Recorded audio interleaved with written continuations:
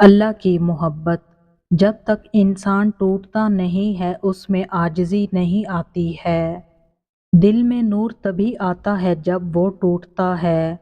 جب انسان ٹھکرایا جاتا ہے تب ہی وہ اپنے رب کی طرف متوجہ ہوتا ہے، اور بہت خوش نصیب ہوتے ہیں وہ لوگ جو ٹوٹ کر اپنے رب سے جڑ جاتے ہیں، اور ان کے دلوں کو میرا اللہ پاک اپنی محبت عطا کر دیتا ہے، پھر وہ دنیا سے بے نیاز ہو جاتا ہے۔ پریشان کیوں ہو؟ ابھی تو وہ وقت بھی آنا ہے جب اللہ نے تمہارے صبر کا صلہ تمہارے من پسند چیز کی صورت میں دینا ہے۔ بس تم اپنے پیارے اللہ پر یقین رکھو اور دعائیں مانگتے رہو، کیونکہ اسے اٹھے ہوئے ہاتھوں کی لاج رکھنا آتا ہے۔ تھکاوٹ اور توبہ، جب تھک جاؤ تو اللہ کے سامنے جھک جایا کرو، کیونکہ لوگ تھوڑی سی غلطی پر چھوڑ جاتے ہیں اور اللہ تھوڑی سی عبادت پر تھام لیتا ہے۔ دعاؤں کی طاقت، دعاؤں میں بہت طاقت ہوتی ہے، اور جب تم سچے دل سے اللہ سے مانگتے ہو تو وہ کبھی تمہیں مایوس نہیں کرتا، کیونکہ تمہارا رب بہت باعزت ہے اور اس کو حیا آتی ہے تمہیں خالی ہاتھ واپس لوٹاتے ہوئے۔ بس تم اس سے رحم مانگتے رہو۔ سورۃ مریم، جب تمہارا نفس اور شیطان تمہیں وسوسے دلوائے کہ تمہاری دعاؤں کا کوئی فائدہ نہیں ہونے والا، تو خود سے وہی کہو جو حضرت ابراہیم علیہ السلام نے کہا تھا کہ میں صرف اپنے پروردگار کو پکارتا رہوں گا۔ مجھے یقین ہے کہ میں اپنے پروردگار سے مانگ کر کبھی محروم نہیں رہوں گا۔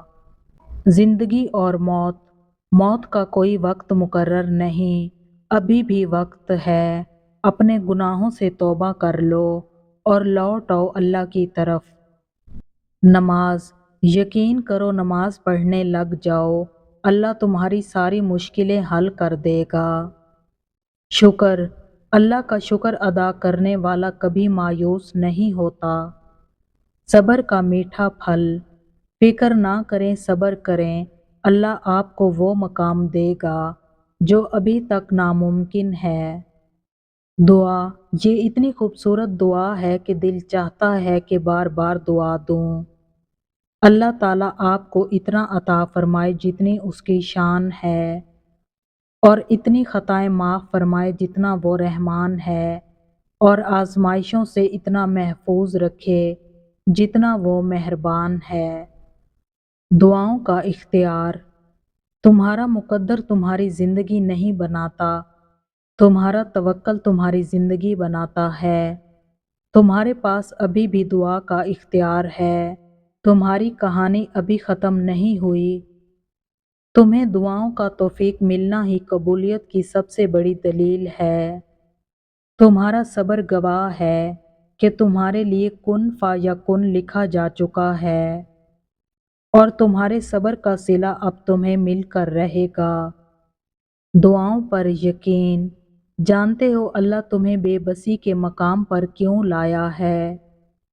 تاکہ تم اللہ سے رجوع کرو اور یقین سے مانگو۔